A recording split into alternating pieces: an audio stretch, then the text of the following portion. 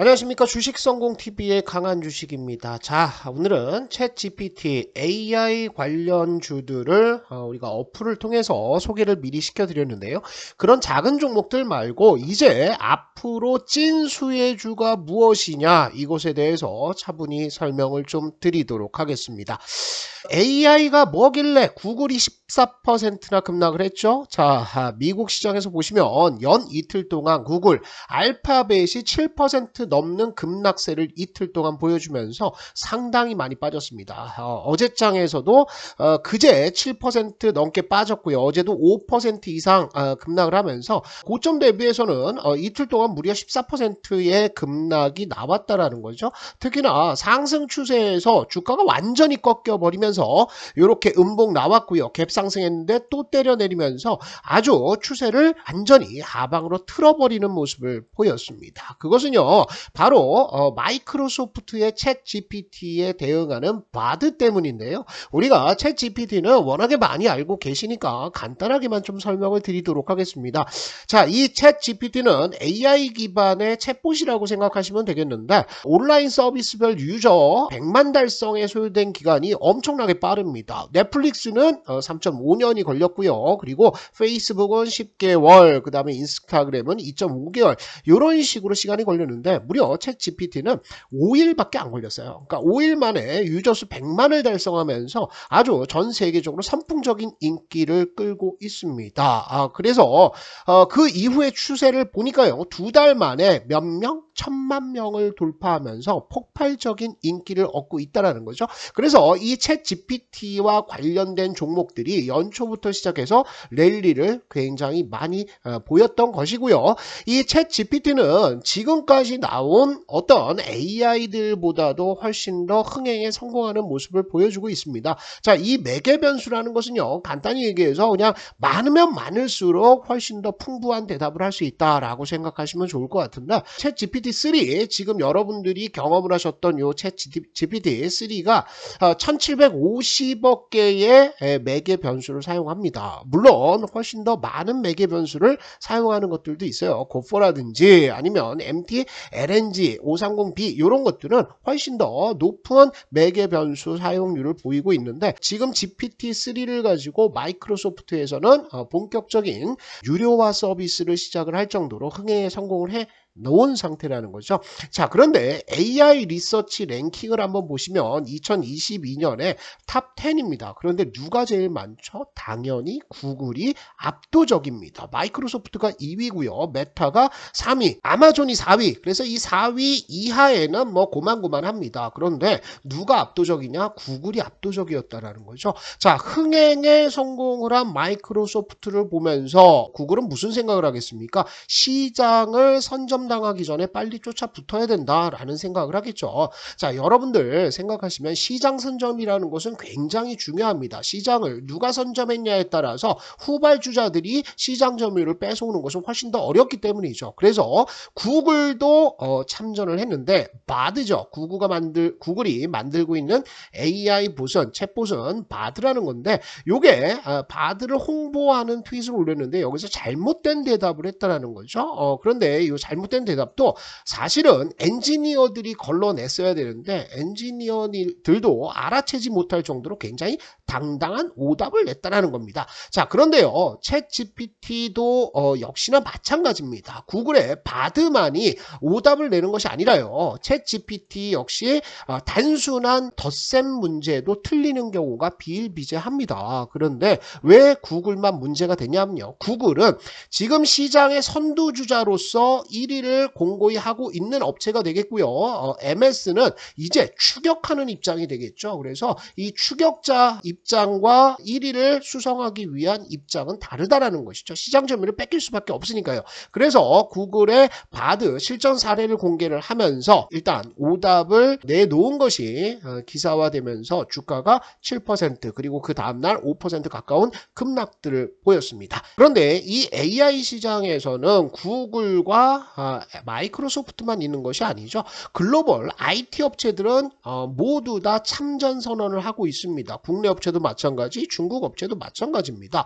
자, 중국의 알리바바도 챗 GPT 경쟁에 참전을 했다라는 기사가 나오고 있죠. 어떤 내용이냐면 현재 기획 중인 자체 챗봇을 전자상거래와 클라우드 등 회사의 주력 사업에 적용할 수 있다라는 발표를 했습니다. 알리바바뿐만 아니라 바이두까지 가세를 하면서 중국의 빅테크 기업들도 경쟁에 뛰어들고 있는 모습들이죠. 그런데 뭐 이것은 여담으로 말씀드리면 중국이 AI 개발에 있어서 이 규제를 풀어줄 가능성들이 별로 없습니다. 정부의 규제가 훨씬 더 강력해지기 때문에 반쪽짜리 AI가 되지 않을까 이런 생각이 들고요.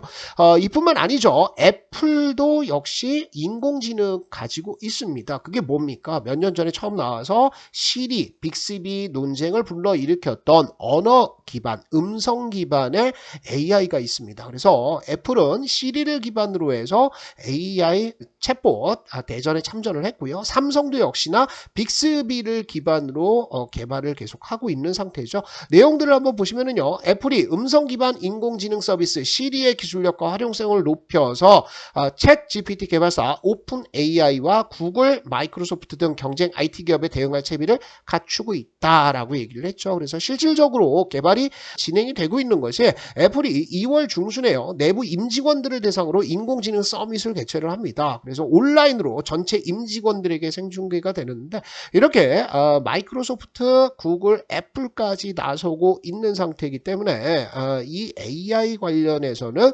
시장이 급속도로 확대가 될 가능성들이 많아 보인다는 거죠. 자, 우리나라도 가만히 있지는 않죠. 우리나라 카카오도 이런 기사가 나왔습니다. 챗 GPT 대열에 합류했다. 한국어 AI 서비스를 연내 공개하겠다라고 발표를 했습니다. 그래서 내용을 역시나 보시면 카카오가 한국어 특화 AI 모델인 코GPT를 활용한 서비스를 연내 선보인다 이렇게 나왔죠. 그래서 뭐 연내 AI 기반의 버티컬 서비스를 빠르게 선보이면서 경쟁력 있게 카카오의 AI 역량을 높여 나가겠다 이렇게 밝혔는데요. 여기에서 중요한 내용들이 나옵니다. 이거는 기억을 좀 해 놓으셔야 돼요. 초거대 AI 모델, 그러니까 지금 챗 GPT라든지 바드와 같은 이런 AI, 초거대 AI 모델들은 혁신적인 아이디어 이런 것들이 필요 없다라는 거죠. 뭐가 필요하냐면요.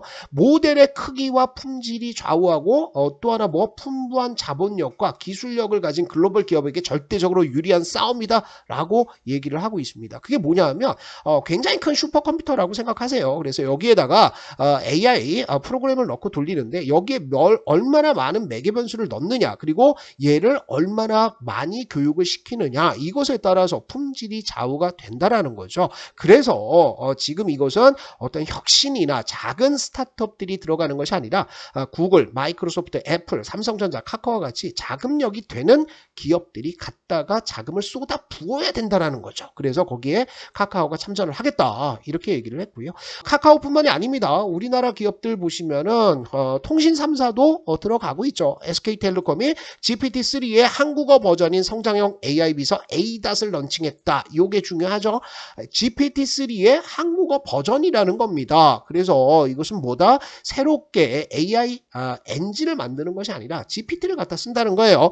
자, 그리고 KT도 역시나 초거대 AI 서비스인 믿음을 올 상반기 상용화한다. 그래서 굉장히 많습니다. 2천억 개의 매개 변수를 보유하고 있다라고 하죠. 그래서 챗 GPT는 얼마입니까? 1750억 개예요. 이거보다 더 많다라는 거예요. 그리고 LG U+도 자체 AI 브랜드 익시를 공개를 했는데 LG U+뿐만 아니라 LG 그룹 전체적으로 엑사원이라는 AI를 연구를 하고 있습니다. 그래서 요것을 조금 더 고도화할 계획이다라고 나와 있고요. 네이버도 하이퍼클로버 이렇게 지금 어지간히 이름 있는 글로벌 IT 기업들은 전부 다 AI 관련 사업들을 진행을 하고 있다는 거죠.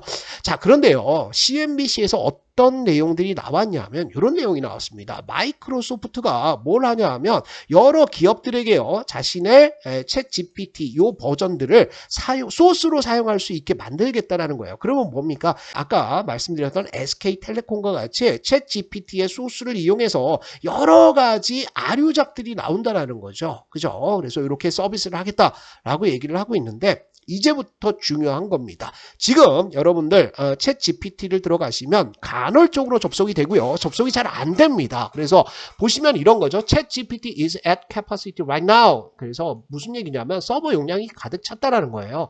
챗 GPT가 사용하는 것은요. 미국의 서버를 먼저 사용을 합니다. 첫 번째가. 그 다음에 두 번째 미국의 서버 용량이 전부 다 채워지게 되고 사용량이 한계에 도달하면 해외 서버를 사용을 하는데요. 이 해외 서버 사용을 하면 당연히 비용 지출을 하겠죠. 그 다음에 이렇게 되지도 않으면 지금처럼 서버를 일시적으로 문을 닫는다라는 거예요. 그렇다면 여기에서 여러분들이 유추할 수 있는 것은 뭐다? 서버 용량들이 완전 꽉 찼다. 왜냐하면 하루에 여러분들 챗 GPT를 돌리는 데 들어가는 비용이 20억이 넘어간다라고 얘기를 하죠. 이게 아마 더 늘었을 겁니다. 초창기에 하루 20억씩 서버 비용 또 운영 비용으로 쏟아붓고 있다고 하니까 훨씬 더 넘어갔을 거예요. 그런데 이 서버 용량을 견디지 못해가지고 지금 챗 GPT는 정상적인 운영, 무료 운영은 자꾸 문을 닫고 있는 상황이라는 거죠. 자, 그렇다면 여러분들 마이크로소프트뿐만 아니라 구글도 있죠. 그 다음에 애플도 있죠. 국내 업체에서는 통신 3사가 참전을 했고요. 여기에 삼성도 들어가죠. LG도 들어가죠. 네이버 들어가죠. 그 다음에 카카오도 들어갑니다. 그죠? 그러면 이제 뭐가 필요하겠습니까? 서버가 당연히 필요합니다. 그래서 본격적인 서버 증설이 진행이 될 가능성들이 많다라는 거예요. 종목들을 보시면은요. 지금 챗봇 AI 관련해서 종목들 다 올랐습니다. 그죠? 인포뱅크도 올랐고요. 그 다음에 플리터도 올랐고 마인즈랩, 데이터 솔루션, 솔트룩스, 코난 테크놀로지 전부 이 작은 종목들은 급등 랠리를 보였다라는 거예요. 상당히 많이 상승했습니다. 그래서 이 종목들을 여러분들이 지금 살 수가 있느냐? 살 수가 없습니다. 또 한 가지는 뭐냐면요. 국내 업체들 중에서 이런 작은 업체들이 AI 챗봇을 자체적으로 만들 수 있고 여기서 수익성을 낼 수 있는 종목이 있느냐? 없다라는 거죠. 뭐가 가능하다? 자금 투입이 가능한 대기업들만 성공 가능성들이 조금씩 있는 거예요. 그래서 이 종목들을 지금 들어갈 것이냐? 이거는 단타로만 보자라는 거죠. 그죠? 그래서 요 단타 종목들 말고 실질적으로 수혜를 볼 수 있는 쪽을 보자. 그래서 실적이 늘어날 수 있는 쪽은 당연히 서버 증설과 관련된 종목들이다. 이렇게 보시죠. 그래서 우리가 서버 관련된 기술들을 한번 살펴보면요. 이런 기사가 나왔어요. 삼성과 SK가 메모리 불황, 지금 메모리 가격들 많이 떨어져 있죠. 그리고 재고도 크게 줄지 않고 있어가지고 이게 2분기의 바닥이냐 3분기 바닥이냐 이런 반도체 관련해서 전망들이 지금 엇갈리고 있는 상태입니다. 그런데 메모리 불황을 돌파하기 위해서 내세운 CXL 기술 이렇게 나와 있죠. 이것은 뭐 메모리 익스펜더 솔루션이라고 그래가지고요. 이전까지는 하나의 CPU당 8TB의 메모리를 장착을 했는데 이것을 이렇게 16TB로 늘렸다라는 겁니다. 그래서 메모리 탑재 용량을 늘리고 있는 상황이고요. 그래서 SK 하이닉스의 CMS 이것이 적용된 플랫폼 구조가 이렇게 된다는 거예요. 메모리를 이렇게 많이 설치를 할 수 있다. 이런 도식화 구조인데 결론적으로 얘기하면 이거라는 거죠. 삼성전자가 작년입니다. 작년에 이미 512GB의 CLX D램을 개발을 했습니다. 그래서 아까 말씀드렸던 한 개의 CPU에 최대 8TB의 용량을 지원을 했었는데 이제는 얼마? 16TB의 용량을 지원할 수 있게 됐습니다. SK하이닉스도 지난해 8월 달에 이미 CXL 메모리를 개발을 했죠. 그래서 이 CXL 메모리라는 것은 단순히 이렇게 8TB에서 16TB로 용량만 늘려주는 것을 넘어서 연상 기능까지 함께 제공하는 방향으로 발전하고 있다. 자, 그렇다면 여러분들 생각해 보시면 이런 서버 증설을 할 때 특히 AI와 관련된 서버 증설에는 어떤 것들이 들어갈 가능성이 있다? DDR4 이런 거 안 쓰겠죠. DDR5, CXL, D램 쪽으로 방향을 잡을 가능성들이 너무나 높다라고 보시면 될 것 같아요. 그래서 어떤 걸 보셔야 되냐면 요 D램 관련해서 특히 DDR5 관련 수혜를 받을 수 있는 종목들을 지금부터 모아 가신다라고 한다면 종목들이 요렇게 급등, 단기간에 급등하는 것들 무섭죠. 요거는 언제 급락이 나와도 급락이 나올 수밖에 없는 거죠. 대신에 배터리와 같이 중장기적인 상승 흐름들이 나오면서 초보분들이나 아니면 뭐 직장인분들까지 편안하게 투자를 하실 수 있는 성장주로서 DDR5를 보자라는 쪽으로 이해를 하셔야 될 것 같고요. 두 번째는 뭡니까? 또 하나 수혜를 받을 수 있는 건 뭐죠? 서버가 늘어나면 늘어날수록 뭐가 필요하다? 보안이 필요합니다. 오늘 영상을 준비하고 원고를 준비하는데 이글루 시큐리티가 먼저 급등을 했습니다. 그런데 아직 끝나지 않았다는 거죠. 왜 그러냐면 글로벌 사이버 범죄 피해의 규모는 계속해서 늘어날 것으로 예상이 되고 있습니다. 엄청나게 늘어나고 있죠. 그 다음에 글로벌 랜섬웨어 피해액은 압도적으로 지금 늘어나고 있는데 왜 이게 더 우려가 되는 것은 왜 그렇습니까? AI가 잘하는 것으로 소문났던 것들이 뭐 있죠? 특히 챗 GPT가 잘하는 것들은 소스 코드를 자동으로 만들어주는 것들 굉장히 잘한다라고 하죠. 그래서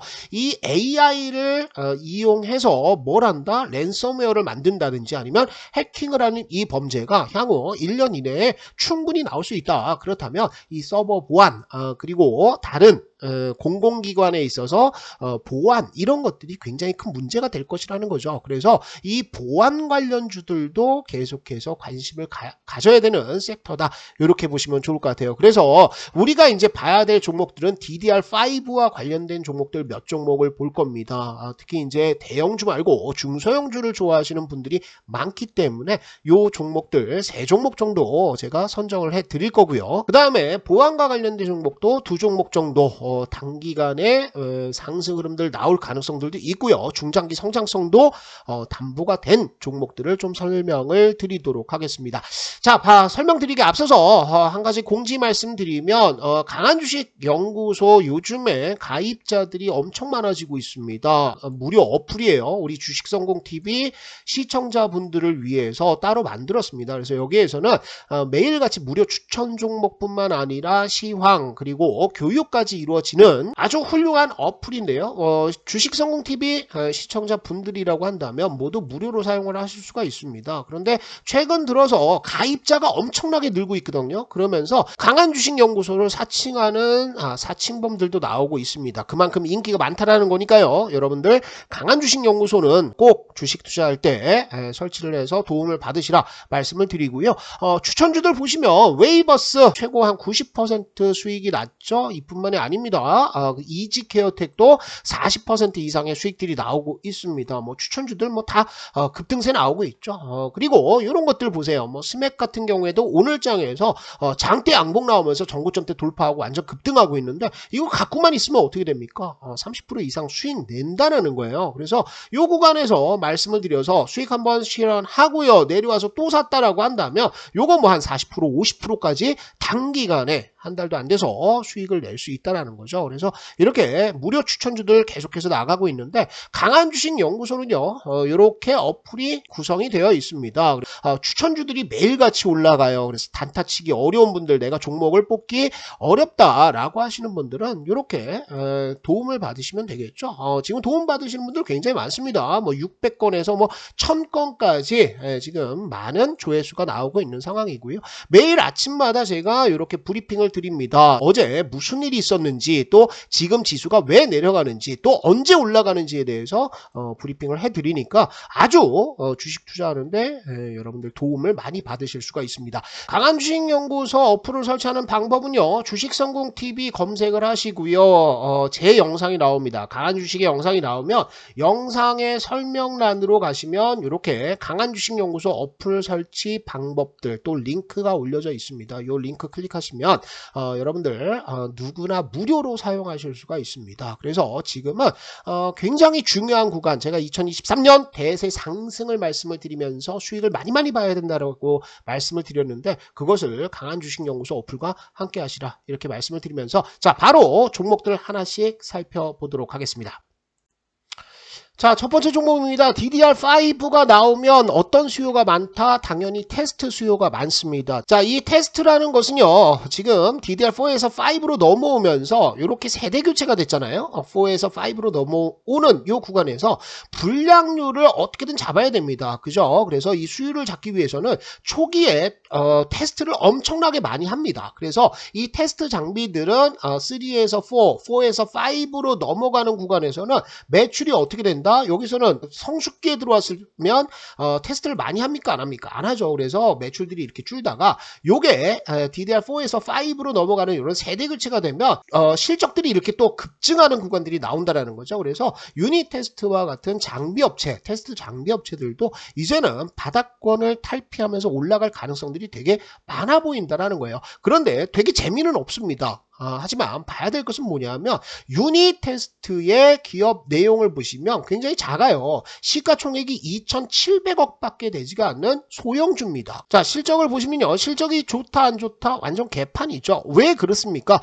DDR4에서 DDR5로 넘어가는 구간에서는 여기에서 테스트를 할 필요가 없다라는 거죠. 그런데 테스트를 언제 한다? 5로 넘어갈 때 한다는 거예요. 그러니까 이 DDR4 요 세대 교체 시기에는 테스트 수요가 없습니다. 그러니까 당연히 적자가 났죠. 작년에도 적자가 났습니다. 그런데 이제부터는 이게 턴 어라운드 되면서 뭐가 나온다? 실적이 흑자 전환할 가능성들도 있다라는 거예요.